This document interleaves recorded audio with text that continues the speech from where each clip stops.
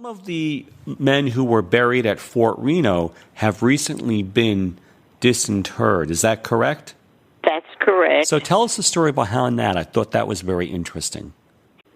Pictures were taken of his tombstone. His family only knew he was a POW and that he was considered lost with no formal record of death. Wow. Francisco was born in Italy in 1912, captured in North Africa. A metal box about 3 feet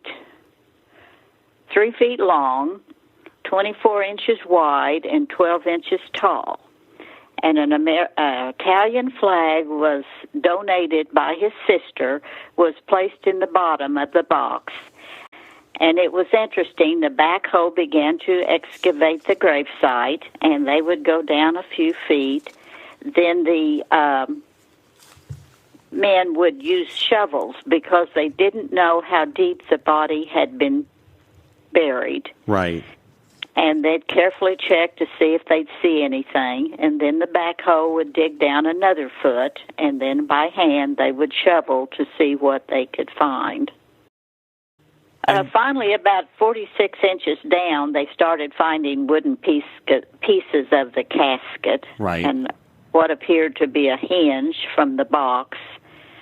And so they put that in the Ziegler, and after all the pieces and the skeleton which they could find were placed in the box, one trowel of earth was put in it. Oh, okay. And this symbolized that part of him will forever remain in Oklahoma. Wow, how touching is that?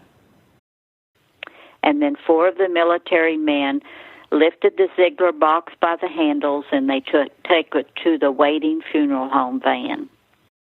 And the box was flown to Atlanta, Georgia, where it was placed on a plane to Italy.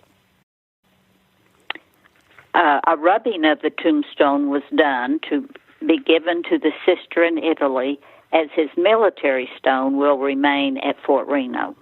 Right. His body was to be buried in the family cemetery in Italy. Wow. It was very interesting. What an interesting, fascinating story. Well, yes, it is. And, you want to be respectful Absolutely. for them.